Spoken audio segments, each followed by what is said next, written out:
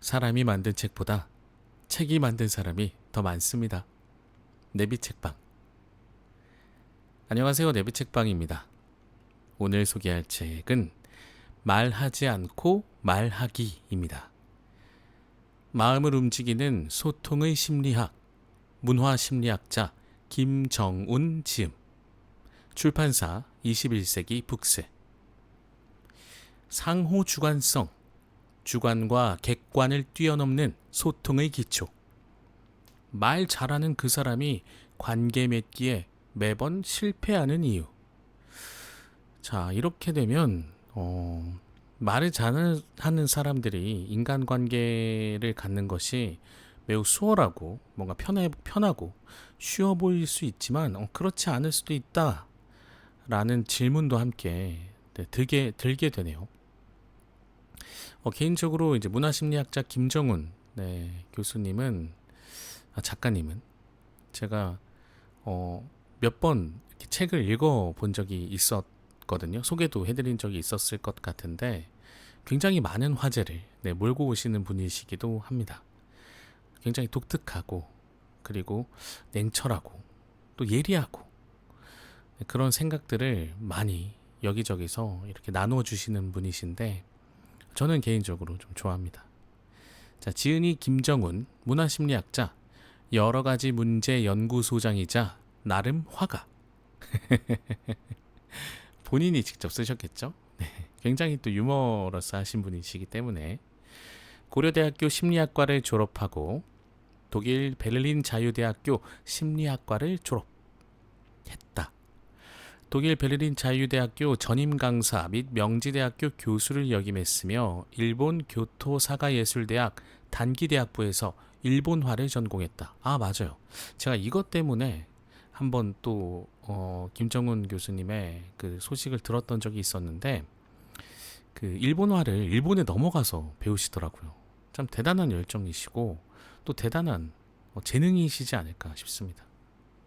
2016년 한국으로 돌아와 여수 끝 섬에 살면서 그림 그리고 글 쓰고 가끔 작은 배를 타고 나가 눈먼 고기도 잡는다. 저는 가끔 낚시를 하는데 자, 눈먼 고기. 눈먼 고기는 제 낚시 인생에는 없더라고요. 베스트셀러 창조적 시선, 에디톨로지를 비롯해 바닷가 작업실에서는 전혀 다른 시간이 흐른다. 가끔은 격하게 외로워야 한다. 제가 소개해드렸던 책들이 조금씩 보이네요. 나는 아내와의 결혼을 후회한다. 남자의 물건, 노는 만큼 성공한다 등을 집필하셨다고 합니다. 김정은 교수님은 굉장히 저는 외모도 친근한 느낌을 받거든요. 자, 그러면 첫 페이지부터 소개를 해드리고 싶지만 역시 우리 목차부터 한번 확인해 보겠습니다. 프롤로그 1. 도대체 우리는 어떻게 서로 이해할 수 있는 걸까요? 이해를 어떻게 하는지에 대해서 고민해 본 적이 없는 것 같습니다. 이해를 하는 것을 이해해 보려고 한다? 이것도 좀 심오한 질문인 것 같습니다. 프롤로그 2. 이 책의 학술적 맥락에 관하여 이 부분은 아무래도 이 책을 쓰시면서 어떤 말 그대로 학술적 맥락을 어떻게 가지고 오셨는지에 대해서 또 설명을 해주실 것 같습니다. 파트 1은 터치입니다. 혼자만 기쁘면 더 슬퍼집니다.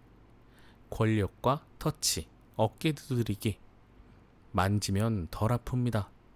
사랑의 본질, 이렇게 소제목들이 있었고요. 파트 2, 눈맞춤, 아이 컨택, 그대의 눈동자에 건배? 인간이 위대한 이유는 미숙한 개체로 태어나기 때문입니다. 그렇죠. 인간은 태어나서 누군가의 돌봄이 없으면, 누군가의 도움이 없으면 생존할 수가 없습니다. 불가능하죠. 강한 것이 아니라 다정한 것이 살아남습니다. 이 부분은 굉장히 많은 공감을 일으키는 것 같습니다.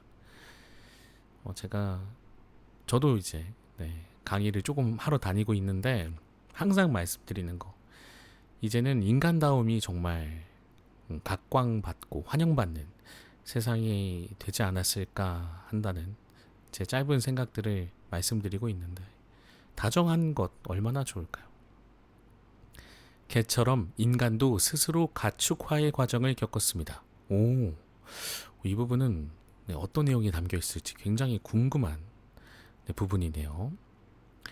눈맞춤에서 시선으로 부끄러움의 탄생, 시선이 작동하지 않는 새로운 공간의 탄생, 보는 사람과 보이는 사람 사이의 권력. 이것 또한 굉장히 흥미롭습니다. 우리는 보는 사람일까요? 보이는 사람일까요? 파트 3. 정서조율. 그들은 눈을 마주치면 웃습니다. 미소라기에는 애매한 모나리자의 미소. 감정 불편 사회 이모티콘을 쓰는 이유. 이것 또한 이모티콘 많이들 사용하시죠. 의사소통의 비밀을 풀어낸 20세기 최대의 발견. 놀라운 신생아의 모방 능력. 가장 형편없는 인간 건축가가 최고의 꿀벌보다 위대한 이유. 느닷없이 내 2만 권의 책이 필요 없어졌습니다. 와, 2만 권의 책.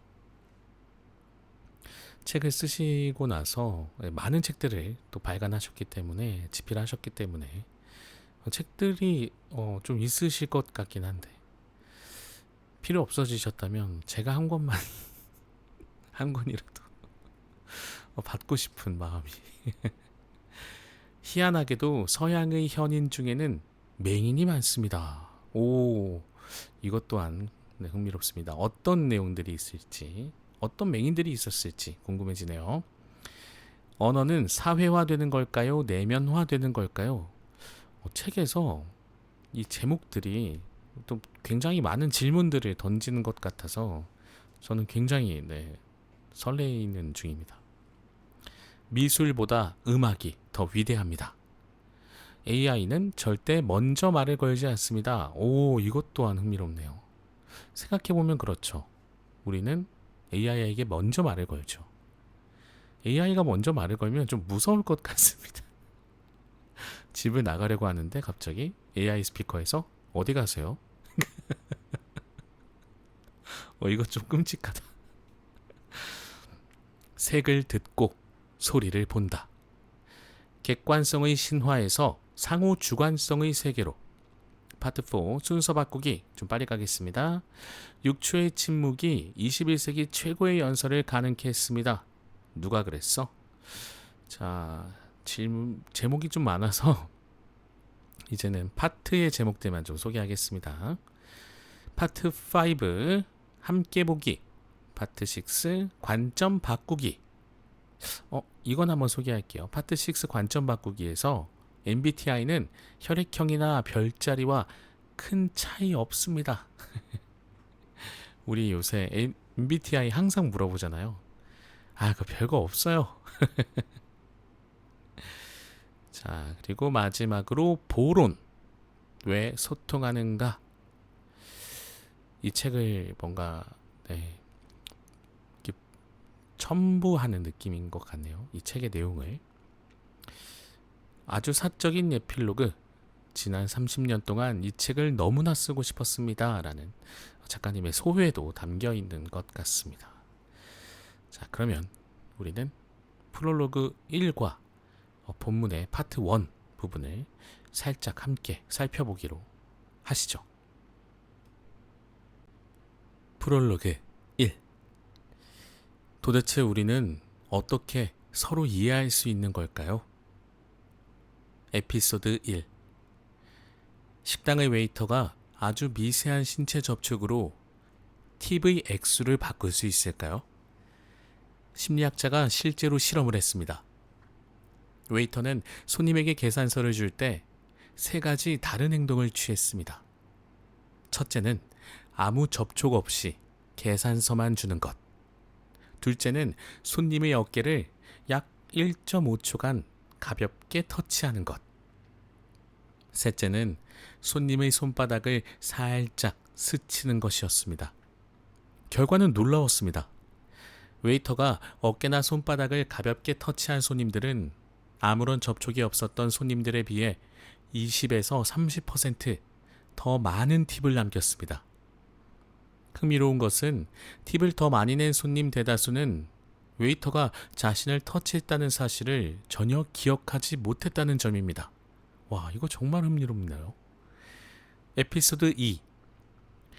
초창기 미키마우스의 눈은 지금과는 사뭇 다른 모습이었습니다. 눈동자도 흰자위도 없이 그저 얼굴 위에 툭 찍힌 두 개의 검은 콩 같았죠.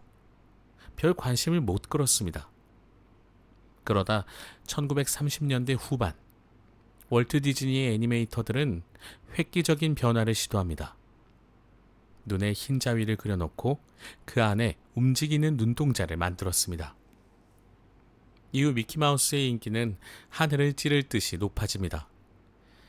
사람들은 그 사실을 전혀 눈치채지 못했습니다. 하지만 그들은 입을 모아 미키가 훨씬 더 살아있는 것 같다, 내 마음을 읽어주는 것 같아 더 귀엽다 하며 좋아했습니다. 단순히 흰자위 하나가 추가된 것이 아니었습니다. 미키와 관객 사이에 눈맞춤이라는 강력한 통로가 뚫린 것입니다. 그 작은 눈동자가 건네는 나는 당신을 보고 있어요 라는 무의식적인 신호에 사람들은 환호한 것입니다. 에피소드 3. 우리는 아기가 손가락으로 무언가를 가리키면 아, 저게 갖고 싶구나 라고 생각하기 쉽습니다. 하지만 아기의 가리키기에는 사실 두 가지 전혀 다른 마음이 담겨 있습니다. 하나는 저거 줘라는 요구이고, 다른 하나는 바로 인간만이 할 수 있는 신비로운 몸짓인 진술입니다. 배고픈 침팬지도 저 바나나 줘라는 의미로 손가락질을 할 줄 압니다. 하지만 침팬지는 결코 와, 저기 무지개 좀 봐, 정말 예쁘지? 라며 가리키지는 않습니다. 침팬지에게 손가락질은 무언가를 얻어내기 위한 도구일 뿐이지만 인간 아기에게 가리키기는 자신의 감정과 관심을 타인과 나누려는 공유의 도구입니다. 와, 지금까지 소개된 이 에피소드 하나하나가 너무 흥미롭습니다. 참, 인간의 마음이란 연구할 만한 가치가 있지 않나 싶습니다. 상호 주관적 의사소통의 기본 구조. 서로 이해할 수 있다는 것은 정말 놀랍고 신기한 일입니다. 갓 태어난 아기를 보면 더욱 그렇습니다. 작고 무능력해 보이던 아이가 불과 몇 개월 만에 타인과 함께 기뻐하고 슬퍼합니다. 좀 더 자라면 타인의 마음을 읽기도 하고 자신의 의견을 설득하려고도 합니다. 도대체 그 몇 년 사이 아이에게 무슨 일이 일어나는 걸까요?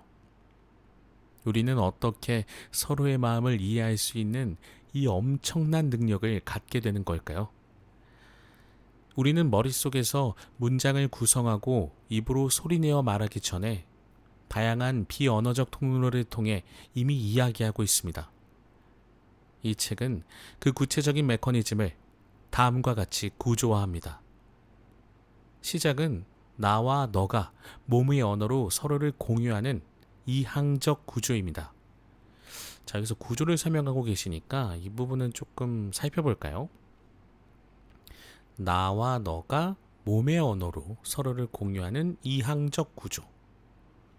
이것은 좀 기억을 해보면 좋을 것 같고요. 이항적 구조라면 이 다음 단계도 있겠죠.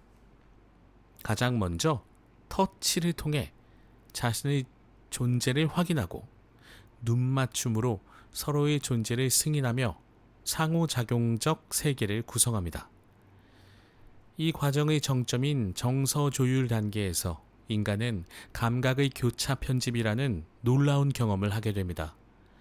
서로 다른 감각 양식을 통해 내적 상태를 흉내낼 때 비로소 독립된 자아가 탄생하기 때문입니다. 이어지는 순서 바꾸기를 통해 대화의 리듬과 관계의 문법을 익히며 견고한 상호 주관적 소통의 토대를 완성합니다. 이후 소통은 두 사람 사이의 관계를 넘어 외부에 존재하는 대상으로 향하는 사망적 구조로의 질적 전환을 맞이합니다. 자, 두 사람 이상의 관계는 사망적 구조입니다. 사망이 아니고 삼항입니다. 삼항적 구조. 함께 보기를 통해 의미와 정보를 공유하기 시작하고 관점 바꾸기 단계에 이르러 타인의 눈으로 세상을 재구성하는 고도의 인지 능력을 발휘하게 됩니다. 이항 구조가 정서적 공명을 통해 주체를 탄생시키는 과정이라면 삼항 구조는 그 주체가 타자의 시선을 통합하여 세상을 새롭게 바라보는 창조적 시선을 완성하는 단계라고 할 수 있습니다. 자, 그 다음 페이지에 의사소통의 기본 구조라는 그림이라고 할까요? 표 같은 것이 하나 보이는데, 자, 첫 번째, 터치, 눈맞춤, 정서 조율, 순서 바꾸기. 이것은 나와 너 사이 이항 구조에 포함이 되고요. 그 다음에 삼항 구조는 함께 보기, 관점 바꾸기, 그리고 나와 너를 제외하고 우리가 함께 바라보고 있는 어떤 대상이 있는 것 같습니다. 자, 이렇게 우리는 의사소통의 기본 구조에 대해서 또 배울 수 있었네요. 말하기 전에 이미 말해야 하는 것들이 사라지는 SNS 시대. 이 문장이 참 의미가 있는 것 같습니다. 이 책에서 다루는 의사소통의 기본 구조는 지금 우리가 살아가는 SNS 시대에 매우 중요한 질문을 던집니다. 디지털 네트워크는 점점 확장되고 있지만 정작 소통의 토대가 되는 비언어적 구조는 빠르게 무너지고 있기 때문입니다. 우리는 매일 스마트폰을 터치하고 타인의 일상을 끊임없이 응시합니다. 하지만 그 안에 서로의 존재를 확인시켜주는 신체의 온기도, 서로를 하나의 인격으로 승인하는 깊은 눈맞춤도 없습니다. 상대방의 미세한 감정의 리듬과 강도를 나의 감각으로 다시 느끼고 재구성하는 과정, 즉 감각의 교차 편집은 거의 일어나지 않습니다. 상호주관적 정서 공유를 통해 형성되는 존재의 기반 자체가 흔들리고 있습니다. 그뿐만이 아닙니다. 우리가 대상을 함께 바라보며 의미를 만들어가던 경험은 사라지고 타인을 소비하거나 평가하는 포식적 관심으로 바뀌고 있습니다. 이 부분은 밑줄을 좀 긋고 싶네요. 함께 의미를 만들어가는 경험이 없어지고 평가하는 포식적 관점으로 바뀌고 있다라는 것. 혹시 여러분들 뭐 그런 상상 해보신 적 있으실까요? 우리가 관찰 예능이라고 하는 프로그램들이 있잖아요. 그런 관찰 예능들을 보다 보면 저도 모르게 어느 순간 그런 생각을 좀 하게 되더라고요. 나도 모르게 이 관찰 예능에 출연하는 출연자를 내가 뭔가 평가하고 있는 건 아닐까? 그 이후부터는 잘 안 보게 됐습니다. 저는. 네. 혹시 몰라서. 네. 그리고 이제 그다지 이렇게 관심이 없어졌어요. 타인의 삶에. 제 인생에 더 관심이 많아지고 그 이후부터는 잘 보지 않고 있는데 어쩌면 이럴지도 모르겠다 싶은 생각도 들고요. 그리고 저는 참고로 SNS를 하지 않습니다. 유별나다. 네가 대단한 사람이냐? 라고 물으실 수 있습니다만 그런 건 전혀 아니고 사실 제 것을 누군가에게 보여주는 것을 별로 좋아하지 않을 뿐더러 무언가를 계속 올려야 하잖아요. 그런 부지런함이 저에겐 없습니다. 타인의 눈으로 세상을 다시 보는 관점 바꾸기는 줄어들고 그 자리를 알고리즘이 일방적으로 제한하는 동영상들이 메꿉니다. 남은 것은 분노와 적개심뿐입니다. 비웃음과 비아냥에 숨겨진 자기 파괴의 결과를 알아채지 못한 채 내부로부터 서서히 무너져갑니다. AI가 획기적인 멀티모달 기술을 통해 인간의 표현 방식을 아무리 정교하게 모방한다 하더라도 소통의 본질에 쉽게 도달하지 못합니다. 인간의 소통은 말에서 시작되는 것이 아니라 신체적 조율과 감각의 교차 편집과 같은 말하기 이전에 이미 말해야 하는 것에서 시작되기 때문입니다. AI에게는 인간이 수만 년 동안 같이 느끼고 함께 형성해온 비언어적 소통의 역사가 존재하지 않습니다. 이 책은 바로 그 지점에서 출발합니다. 잃어버린 소통의 원형, 말하기 이전에 이미 이루어지고 있었던 그 상호작용의 원형을 복원하려는 것입니다. 자, 이 부분도 너무 밑줄을 긋고 싶네요. 우리는 이미 말하기 이전에 서로 많은 것들을 나누어 온 것이죠. 함께 공유하고 향유하고 있었던 것이죠. 이것을 세대 갈라치기, 세대 차이를 느끼게 하려는 의도, 이런 것들은 전혀 없습니다만, 확실히 그 인간과의 관계 속에서 많은 것들을 체험한 세대와 그렇지 못한 세대들이 좀 다르긴 한 것 같습니다. 누가 좋다 나쁘다를 얘기하고 싶은 것이 아니라 확실히 인간과의 관계를 어려워하는 세대들도 있는 것 같다는 생각이 들더라고요. 자, 그러면 이렇게 프롤로그 1 소개해드렸고요. 이제 파트 1 본문의 터치 부분을 살짝 들여다볼까요? 파트 1 터치. 혼자만 기쁘면 더 슬퍼집니다. 수십 년 전 독일 베를린에 유학 갔을 때입니다. 베를린에 도착하자마자 난 아주 운 좋게 어학시험에 바로 붙었습니다. 그리 큰 금액은 아니었지만 장학금도 받게 되었습니다.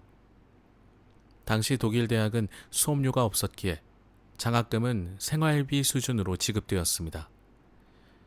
구하기 힘들다는 저렴한 학생 기숙사도 쉽게 구했습니다. 세상에 이렇게 모든 일이 잘 풀릴 수 있나 싶을 정도였습니다. 너무 기쁘고 행복해서 하늘을 날 것 같았습니다. 그러나 이 행복감을 이야기할 사람이 없었습니다. 한국의 부모님께 전화를 걸었습니다. 인터넷도 없고 이메일도 없던 시절입니다. 국제전화는 당황할 정도로 동전이 빨리 떨어졌습니다. 딸깍거리며 떨어지는 동전 소리에 그저 안부만 묻고 나는 모든 것이 다 잘 되고 있어요 하며 급하게 전화를 끊어야만 했습니다. 내가 지금 느끼고 있는 이 기쁨을 전할 시간이 없었습니다. 수화기를 내려놓고 돌아서자 주체할 수 없는 우울함이 밀려왔습니다. 당시는 크리스마스 시즌이었습니다. 사람들은 모두 설레는 표정으로 거리를 오갔습니다. 눈이 무릎까지 쌓여 문 열기조차 어려운 공중전화 부스를 나올 때 나도 모르게 눈물이 쏟아졌습니다. 느닷없이 혼자라는 격한 외로움을 느꼈습니다. 기숙사 입구의 작은 집 부엌에서는 젊은 부부가 어린 딸과 크리스마스 트리를 만들고 있었습니다. 그 모습을 눈 쌓인 나무 뒤에 숨어 지켜보면서 얼마나 서럽게 울었는지 모릅니다. 그때 나는 정말 뼈저리게 느꼈습니다. 혼자만 기쁘면 더 슬퍼진다는 것을. 인간의 감정은 지극히 상호적입니다. 인간은 본능적으로 남의 정서를 공유하도록 프로그램이 짜여 있습니다. 그래서 정서를 공유하지 못할 때 외로워집니다. 외로움의 본질은 내 감정을 남과 공유하지 못하는 것입니다. 그럴 때 슬픔은 더 슬프게 느껴지고 기쁨도 슬픔으로 변합니다. 웃을 때 옆 사람을 살짝 때리거나 건드리는 이유는 기쁨과 즐거움을 공유하자는 무의식적인 메시지입니다. 혼자 기뻐야 아무 의미 없기 때문입니다. 이를 심리학에서는 감정 전염이라고 표현합니다. 인플루엔자가 전염되듯이 감정도 전염된다는 뜻이죠. 터치는 감정 공유의 가장 기본적인 도구입니다.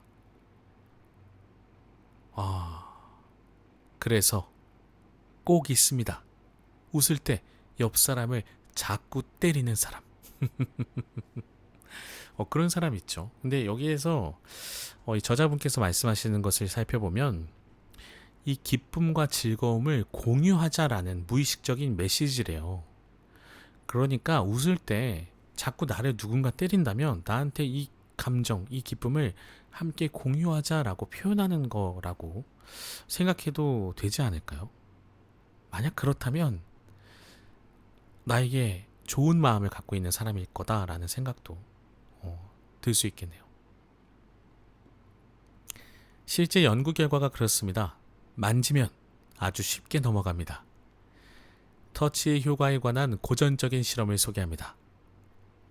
미국 일리노이주 휘턴 대학교의 클라인키 교수 연구팀은 공중전화 부스 선반에 10센트 동전을 미리 놓아두었습니다. 자, 여러분들 공중전화 부스가 뭔지 모르실 수도 있습니다.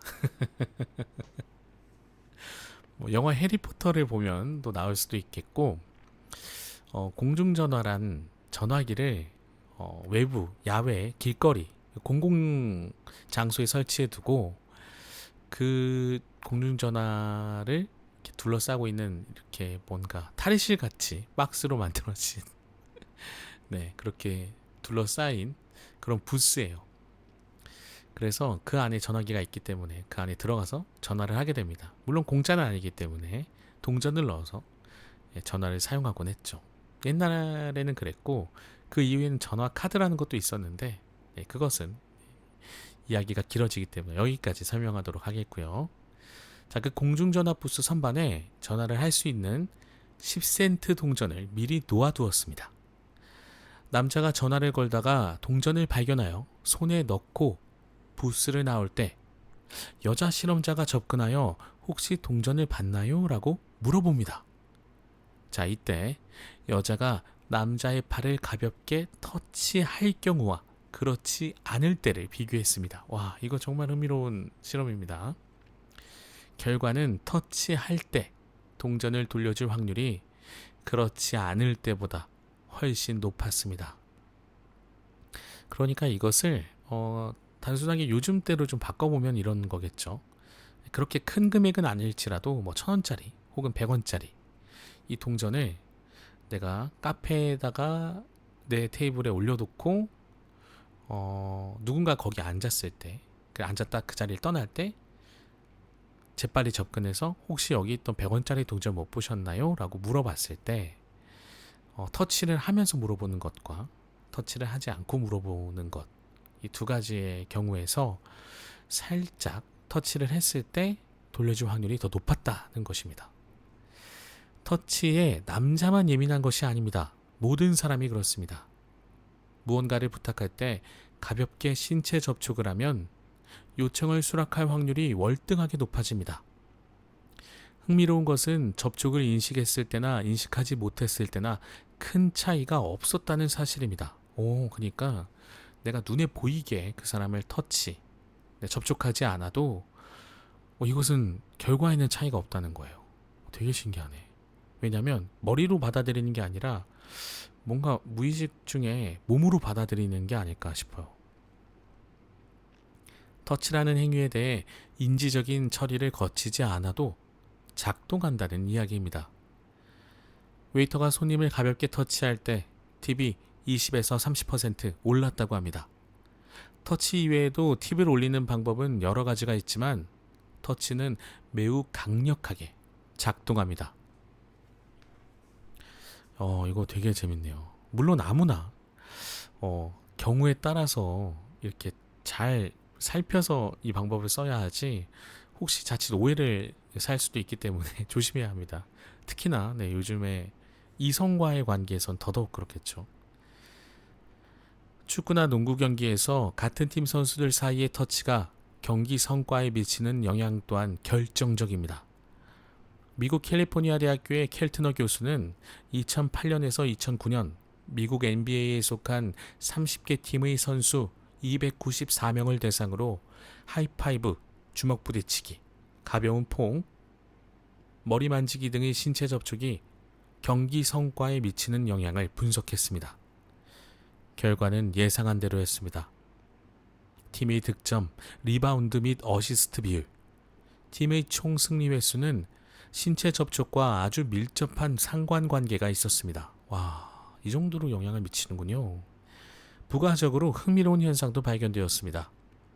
고연봉의 선수들이 상대적으로 더 자주 터치를 했다는 것입니다. 흥미롭습니다. 사회적 지위가 높을수록 신체 접촉이 빈번하다는 가설이 가능하기 때문입니다. 와, 정말 재밌네요. 그렇다면 성공한 사람이 더 많이 터치하는 걸까요? 아니면 더 많이 터치해야 성공하는 걸까요? 이미 오래전 연구에서 보다 높은 지위에 있는 사람이 낮은 지위에 있는 사람을 더 자주 터치하는 경향이 있다는 사실이 밝혀졌습니다. 요즘은 많이 달라졌지만 그 당시 연구 결과로는 남자가 여자를 더 많이 터치하는 것으로도 나타났습니다. 연구자는 부유하고 사회적 지위가 높거나 권력을 가진 이들에게 자주 나타나는 이 경향을 터치 특권이라 불렀습니다. 이러한 사회적 지위와 터치의 관계는 생각보다 훨씬 일찍부터 형성됩니다. 학교에서 학생들 사이에 지적, 신체적, 사회적 영역에서 보다 우수한 평가를 받는 학생들이 더 많은 신체적 접촉을 한다는 것입니다.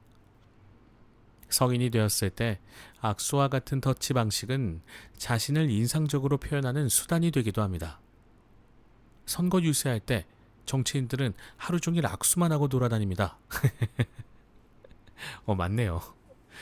투표함 앞에서 유권자들은 연설을 잘한 사람보다 자신과 터치한 사람을 먼저 기억합니다. 와, 그래서 그렇게 악수를 하고 다녔구나.